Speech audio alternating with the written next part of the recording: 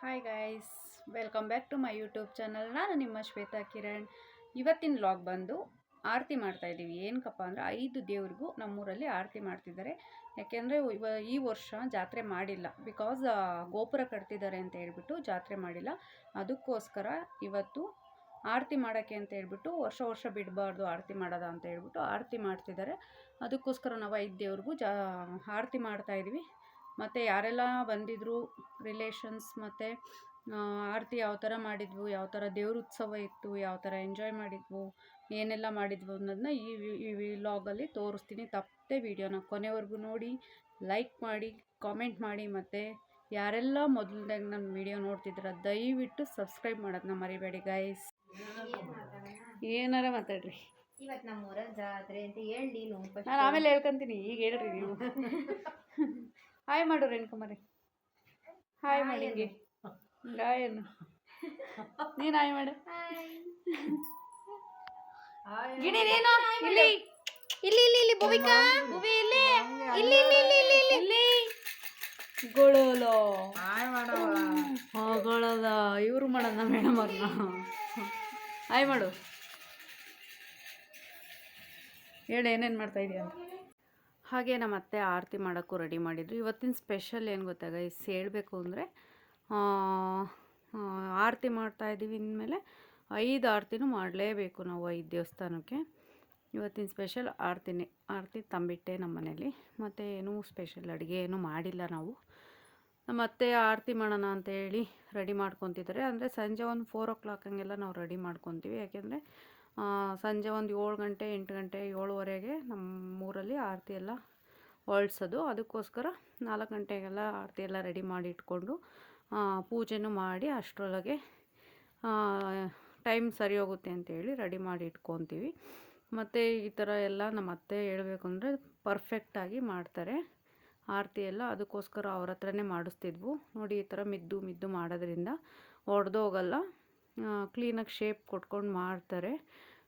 ನಾವು ವರ್ಷವೂ ಅಷ್ಟೇ ನಮ್ಮ ಅತ್ತೆನೇ ಬಿಟ್ಬಿಡ್ತೀವಿ ಆರತಿ ಮಾಡೋಕ್ಕೆ. ನಾವೇನಿದ್ರು ಪೂಜೆ ಮತ್ತು ಏನಾದರೂ ಅಡುಗೆ ಅದೆಲ್ಲ ಇದ್ದರೆ ನಾವು ನೋಡ್ಕೊತೀವಿ ಅಷ್ಟೇ. ನೋಡಿ, ಈ ಥರ ಶೇಪಲ್ಲಿ ಅದೊಂಚೂರು ಒಡೆದೋಗಲ್ಲ, ಆ ಥರ ಮಾಡಿರ್ತಾರೆ. ತುಂಬ ಚೆನ್ನಾಗಿ ಅಡುಗೆ ಎಲ್ಲ ತುಂಬ ಚೆನ್ನಾಗಿ ಮಾಡ್ತಾರೆ. ನಾನು ಪೂಜೆಗೆ ರೆಡಿ ಮಾಡೋಣ ಅಂತ ಬಂದೆ. ಒಂಬಾಳೆ ಹೂವು ಎಲ್ಲ ನೆನ್ನೆನೇ ರೆಡಿ ಮಾಡಿ ಇಟ್ಕೊಂಡಿದ್ವು, ಕಾಯಿ ಎಲ್ಲನ.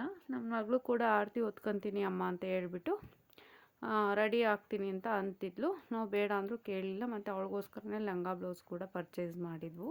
ಅಂದರೆ ಎಲ್ಲ ಲಾಸ್ಟ್ ವೀಡಿಯೋದಲ್ಲಿ ಹಾಕಿದ್ನಲ್ಲ, ಶಾಪಿಂಗ್ ಮಾಡೋಕ್ಕೆ ಹೋಗಿದ್ದು ಒಂದು ವ್ಲಾಗ್ ಹಾಕಿದ್ನಲ್ಲ, ಆ ಅಂಗಡಿಲೇ ಇದನ್ನು ತೊಗೊಂಡಿದ್ದು. ತುಂಬ ಚೆನ್ನಾಗಿ ಕಾಣ್ತಿತ್ತು ಅವಳಿಗೆ. ಈ ಥರ ಚೇಷ್ಟೆ ಆಡ್ಕೊಂಡು ರೆಡಿ ಮಾಡಿಸ್ಕೊತಿದ್ಲು. ನಾನು ವೀಡಿಯೋ ಮಾಡ್ತಿದ್ದೆ, ಮತ್ತು ನನ್ನ ಮಗಳು ಕೂಡ ಇರೋದ್ರಿಂದ ನಂಗೆ ಅವಳನ್ನು ರೆಡಿ ಮಾಡೋಕ್ಕಾಗಲಿಲ್ಲ. ಅದಕ್ಕೆ ನನ್ನ ನಾದಿನಿ ರೆಡಿ ಮಾಡ್ತಿದ್ಲು. ನನ್ನ ಮಗಳು ಕೂಡ ಮಲಗಿಸ್ಬೇಕು ಅಂತ ಹೇಳ್ಬಿಟ್ಟು, ಮಲಗಿಸಿದ್ರೆ ನಾವು ಕೂಡ ರೆಡಿ ಆಗ್ಬೋದು ಅಂತೇಳಿ ಮಲಗಿಸೋಣ ಅಂತ ಮಲಗಿಸ್ತಿದ್ದೆ. ನನ್ನ ನಾದಿನಿ ಪೂಜೆ ಎಲ್ಲ ಮಾಡಿಬಿಟ್ಟು ನೋಡಿ, ಈ ಥರ ಸಿಂಪಲ್ಲಾಗಿ ಒಂದೊಂದು ಹೂವು ಎಲ್ಲ ಚುಚ್ಚಿಬಿಟ್ಟು ಒಂಬಳೆ ಎಲ್ಲ ಇಟ್ಟು ಆರತಿಗೆ ಪೂಜೆ ಮಾಡಿರ್ತೀವಿ 5 ಆರತಿಗೂ. ಅಷ್ಟರೊಳಗೆ ನಮ್ಮ ಎಲ್ಲ ಆರತಿ ಎಲ್ಲ ರೆಡಿ ಮಾಡಿ ಇಟ್ಕೊಂಡು ಪೂಜೆ ಎಲ್ಲ ಮುಗಿಸಿದ್ವು. ಒಂದು 5 o'clock ಆಯಿತು. ಅಷ್ಟರಲ್ಲಿ ನಮ್ಮ ಅತ್ತೆ ತಂಗಿ ಮತ್ತು ನಾದಿನಿ ಕೂಡ ಬಂದು ನನ್ನ ಮಕ್ಕಳನ್ನು ಮತ್ತು ನನ್ನ ನಾದಿನಿ ಮಗಳನ್ನು ಪೂಜೆ ಮುದ್ದಾಡ್ತಿದ್ರು. ಮತ್ತು ನನ್ನ ಮಗಳು ಕೂಡ ಸ್ಕೂಲಿಂದ ಬಂದಿದ್ಲು. ಆ್ಯಕ್ಚುಲಿ ರಜಾ ಹಾಕ್ಸಿರ್ಲಿಲ್ಲ, ಯಾಕೆಂದರೆ ಒಂದು 5:30 ಹಂಗೆಲ್ಲ ಅವಳು ಸ್ಕೂಲಿಂದ ಬಂದುಬಿಡ್ತಾಳೆ. ಅದಕ್ಕೋಸ್ಕರ ರಜಾ ಹಾಕ್ಸಿರ್ಲಿಲ್ಲ. ನಾವು ಎಲ್ಲ ನೋಡಿ ಈ ಥರ ಎಲ್ಲ 7 o'clock ಆಯಿತು. ಅಷ್ಟರಲ್ಲಿ ಎಲ್ಲ ರೆಡಿ ಮಾಡಿ ಇಟ್ಕೊಂಡು ಈ ಥರ ನಮ್ಮ ಅತ್ತೆ ತಂಗಿಯವರು, ಅಂದರೆ ನಮ್ಮ ಚಿಕ್ಕತ್ತೆ ರೆಡಿ ಮಾಡಿ ಕೊಡ್ತಿದ್ರು ಆರತಿನ ಒಬ್ಬೊಬ್ಬರಿಗೆ. ಯಾರಾದರೂ ಒಬ್ರು ಇದ್ದರೆ ತುಂಬ ಹೆಲ್ಪ್ ಆಗುತ್ತೆ. ನಮ್ಮ ಮನೇಲಿ ಯಾವಾಗಲೂ ನೆಂಟರಿದ್ದೇ ಇರ್ತಾರೆ. ಜಾತ್ರೆ ಟೈಮಲ್ಲಿ ಆಗ್ಬೋದು, ಆರತಿ ಟೈಮಲ್ಲಿ ಅವ್ರದ್ದು ಕ್ಲೀನಾಗೆಲ್ಲ ರೆಡಿ ಮಾಡಿಕೊಡ್ತಾರೆ. ಅವರಿರೋದ್ರಿಂದ ಸ್ವಲ್ಪ ಹೆಲ್ಪ್ ಆಗುತ್ತೆ. ನನ್ನ ಮಗಳು ಈ ಥರ ಮುದ್ದಾಗಿ ರೆಡಿಯಾಗಿ ಹೊಳಿಕು ಈಚಕು ಅಡ್ಡಾಡ್ತಿದ್ಲು. ತುಂಬ ಚೆನ್ನಾಗಿ ಕಾಣ್ತಿದ್ಲು ಮುದ್ದಾಗಿ. ಇವತ್ತು ಅಕ್ಕಮಹಾದೇವಿ ಆಗಿಬಿಟ್ಟಿದ್ದಾಳೆ ನೋಡಿ ಗೈಸ್.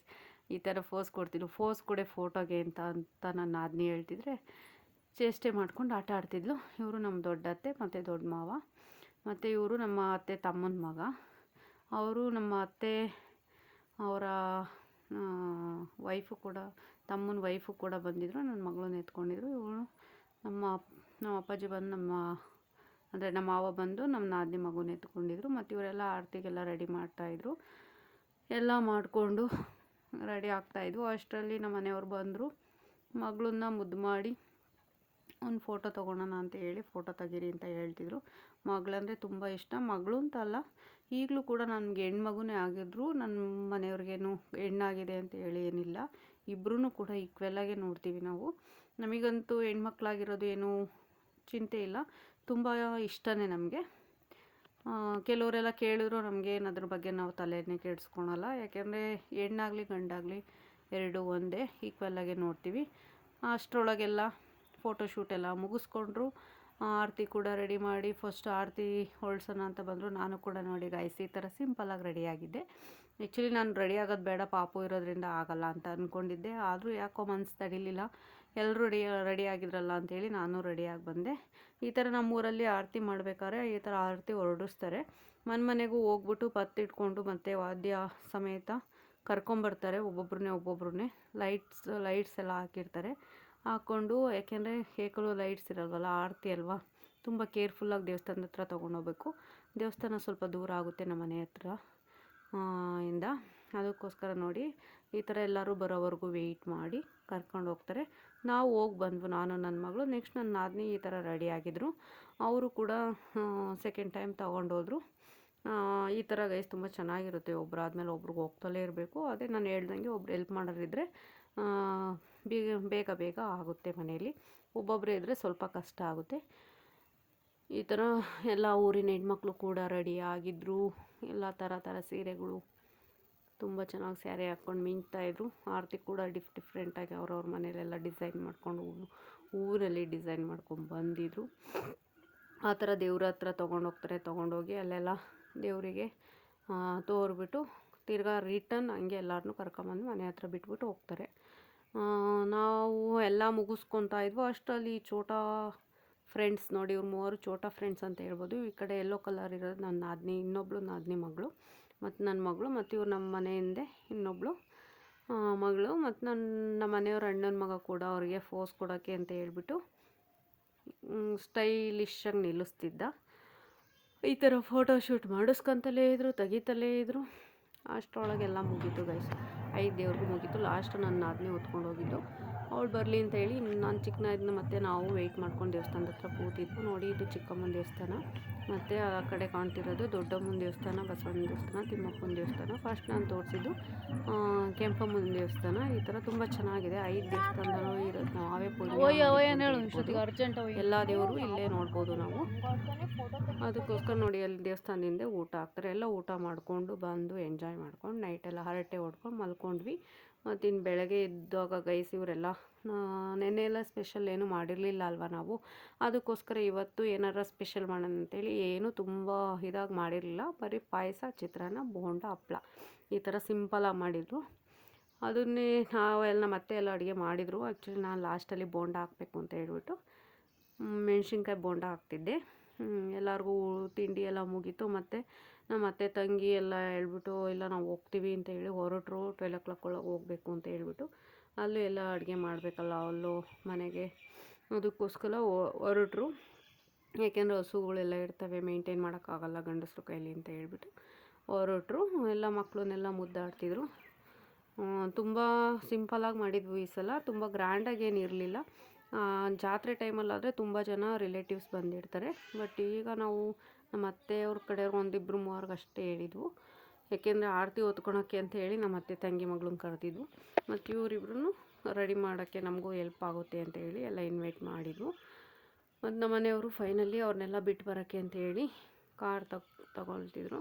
ಮಾತ್ರ ಜೊತೆಗೆ ಅಳಿಯನ್ನು ಕರ್ಕೊಂಡು ಹೋಗ್ತೀನಿ ಅಂತ ಹೇಳ್ಬಿಟ್ಟು ಕರ್ಕೊಂಡು ಹೊರಟ್ರು. ಅಂದರೆ ಬಂದು ಹೋದರೆ ತುಂಬ ಬೇಜಾರಾಗುತ್ತೆ ನೆಂಟರುಗಳು ಹೋಗ್ಬೇಕಾದ್ರೆ.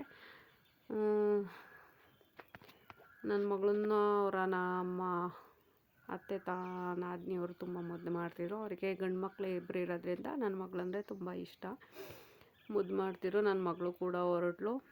ಹಾಗೆ ಗೈಸ್, ಇವತ್ತಿನ ವ್ಲಾಗ್ ಇಷ್ಟ ಆಗಿತ್ತು. ವಿಡಿಯೋ ಇಷ್ಟ ಆಗಿದ್ರೆ ಲೈಕ್ ಮಾಡಿ.